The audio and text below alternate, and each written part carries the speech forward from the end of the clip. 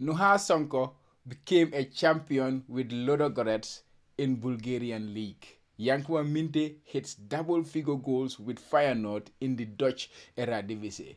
Musa Juara and Jibril Silla continue with their rich vein in form with their respective clubs. Aliou Barry scored a brace for his club in Angola. There were also goals for Alfousseni Gassama, Sidibeh, Omar Sarr, and Momodou Bojang. These are the headlines for the weekend recap this week. Assalamu alaikum mbokk yi. Welcome back to the Jollof Football Bantaba YouTube channel, the home of Gambian football. I am Chama, and this is the Scorpions weekend recap. Without wasting much of your time, let's get right into it. Yes, today we start our discussion in Bulgaria because Nuhasan became a champion with his club Ludogorets in the Bulgarian league. I think it was known for a while that it was just a matter of time that Ludogorets will be the champions of the Bulgarian league. This weekend they were playing against their closest rivals, that was CSK Sofia, where we also have another Gambian playing, Seni Sanyang. They locked horns this weekend. Ludogorets won that game, becoming the champion of the Bulgarian league in the process. They won 3-1. Nuhasonko was in the game. He played the whole 90 minutes. Unfortunately, Seni Sayam was not involved for his club CSK Sofia, who also are having a decent season. That defeat took them from second to third in the league, but they are now level on points with the team in second place. But the important thing there is Ludogorets becoming the champions of the Bulgarian league for the second season in a row, which becomes their 13th league title as Bulgarian champion. So congratulations to Nuha Sonko, who has been very, very impactful, who was a key player in this Ludogorets team over the course of the season. Don't forget, he joined them earlier in the season, and then he won his first trophy. That was his first trophy with them. That was the Super Cup. Now they are becoming the champions of the Bulgarian league, and also this midweek they have another important game to play. That is the Bulgarian Cup finals. They face Botev, who eliminated CSK Sofia in the semi-finals. So if they win the cup, that's going to be on Wednesday. If they win the cup, it means they have done the treble in the Bulgarian league. And what does this win means to them? The league title. It means they, of course, qualify. They have the chance to qualify for the Champions League next season. So they, in Bulgaria, they don't go automatically into the Champions League. They have to go through the qualifications round. So Ludogorets will be the team that will represent Bulgaria in the qualifying rounds of the Champions League. Don't forget, the Champions League has been extended. The teams in the Champions League has been extended to 48 teams. It used to be 36. So it might mean that they will not have to go through a lot of qualification, but I don't know how the qualification rounds is going to go all the way. But looking at Nuha over the course of the season, they still have 2 more games to play before the season ends. But they have already, won the league. 2 games or 3 games to play before the end of the season. Nuha has played for them 34 games over the course of the season. 34 games across all competitions, including the Europa League, the European Conference League, as well as the Bulgarian League and the Bulgarian Cup. So he played 34 games for them over the course of the season. 19 of them were in the league, 11 of them were in European competitions. He scored 2 goals and created 2 assists for them. In the process, the games he started or the games he played, they kept 19 clean sheets in that process. Nuha, racked up 2,874 minutes overall so far this season. So, looking at those numbers, those are massive numbers. Those are the top numbers. So that will tell you that he was a very, very important player for them, and he has been crucial for them. Just in the semifinals of the cup last week, he scored a brilliant goal there. There were times that he was not starting regularly, but the reason, of course, they play a 35 game season. He played 19 games in process, so there are some games there could be some question marks. Why was he not playing? But earlier in the season, he received a red card. He got some suspension, and there was a time that the league was kind of done and dusted. The coach was rotating his team. He also had an injury knock during the course of the season. So to rack up 34 games in total overall in your first season with this club, winning almost every competition that you, especially every local competition, that is the every competition in the Bulgarian in Bulgaria that is that is to play for. They played in Europe, so they did not win the European competition. But in Bulgaria, they are on the verge of winning every single competition that they entered into. So congratulations to Noha Sonko. He has had another exceptional season, another very, very good season. His team were the best by shadow of a doubt, without shadow of a doubt. So that kind of helped, but also he was very important in making that team the best team in the Bulgarian league. So congratulations, Noha, champion of the Bulgarian league. We are wishing him all the best in the finals, in the Bulgarian Cup final, which will be on Wednesday. So keep an eye on that one, guys. So next we move to Netherlands. Minteh, Yankuba Minteh, he was not in the headlines last week, but he's back on the headlines. Like he cannot sit 2 weeks without being on the headlines, this boy. And this week what he did was he scored his 10th league goal of the season. Feyenoord were playing their penultimate game against NEC, who they won in the cup, with the game that Yankuba Minteh got the red card recently. They won the Dutch Cup. They played again, and it was not an easy game. Once again, it was not easy at all, because Feyenoord took the lead, and then they equalized. Feyenoord took the lead again, they equalized, and then Feyenoord scored very late in the game to win the game 3-2. Yankuba Minteh scored in the second goal for Feyenoord in the game. He could have get more, I would say, because he got another big chance that he missed, very close range effort. He missed that chance, but nonetheless he was very good in that game. Scored a very good goal, I would say, just around the 6-yard box, well taken shot into the top corner. And then that meant he has now 10 league goals overall in the Eredivisie, which is including 5 assists, so 15 goal involvement from Yankuba Minteh so far this season. There is only one game to go for them now, before they lose their coach and probably lose Yankuba Minteh as well, because Yankuba Minteh is on loan from Newcastle. But there were talks to get him on a loan for a second time. I don't know how advanced that discussions were. According to some reports, you are saying is that Newcastle want to see him in Newcastle training first before they make any decision on him. So it is likely that Feyenoord will only have one game to enjoy the Gambian Messi, like they call it, or the Gambian star boy. He has a very good season with the Dutch club. 26 games he started, like I say, 10 goals scored and 5 assists created. So that is 15 goal involvement in 26 starts, or in 26 games that he played. Not everything was a start, but 26 games he played. And if you look at his minutes, it's about 1,432 minutes. That is quite low. 1,000, that is quite a low number. If you look at it, it's just about 16 90-minute games, but because he's usually subbed off quite early in games, or sometimes he did not start games, but his numbers become even more impressive, considering that he does not have the minutes that you would thought that he had.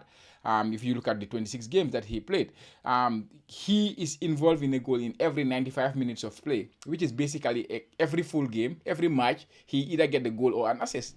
With the numbers that he racked up, in terms of the minutes that he racked up, on average, he's getting a goal involvement every 95 minutes of play in the Dutch league. Football is a 90-minute game, but of course, if you add the extra time and all whatnot, it becomes something like 95-minute game. Football is kind of a 95-minute game. So Minteh is kind of involving in a goal every single game that he play on average. So that is a very, very good return, especially considering this is his first full season as a professional footballer. I don't stop at saying that this is his first professional season this is his first season as a professional footballer. So this sky is the limit, and there is a lot of learning curve that he has to go through, and there is a lot of development he has to do in his game. We all know that. So I think this is a great start. He won the cup as well with the Dutch club. So let's see what will happen next with his career. So like I say, he has only one more game to go on his loan spell, which will be against Excelsior in the final game of the season, which will be an emotional one for the Feyenoord fans, because they will be losing their coach as well, who is scheduled to move to Liverpool and Slot. Next we move to Denmark. Musa Juara. He has hit form at a very, very crucial moment for Vejle. Vejle, they played this weekend. They won 2-1. Both Musa Juara and Hamza Bari were in the game. They all started the game. They all played almost about 70 to 80 minutes in that game. Vejle won the game 2-1. Juara scoring the opening goal, a very, very good goal. He lobbed the keeper around 35 yards out. They were trying to play from the back. They lost the ball. Then they kind of created a chance, like a counter-attacking chance, and then they scored from it. Juara was around 35 yards out. The goalkeeper was trying to rush back into his goal, and then Juara just lobbed the ball over the goalkeeper, and that was 1-0. And then the opponents equalized, which was a very crucial game because Vejle have been struggling for, like, they are languishing in the bottom half of the table. They are in the bottom three, and two teams will be relegated from the Danish league to the second division of the Danish football. So they really need that one. It is not nice to see two Gambian teams battling out for that relegation spot because it is between Vejle and Odense. Odense, we have a lot of Gambian players playing there. James Gomez was involved in that one. Alassane Mane and Yaya Boyang, they were all involved in that one, the other game. And then you have Vejle, you have Hamza Bari, you have Musa Jawara. So it's a Gambian thing affair. So you don't want to see either of these two teams to go down, but it is looking likely that one have to go down.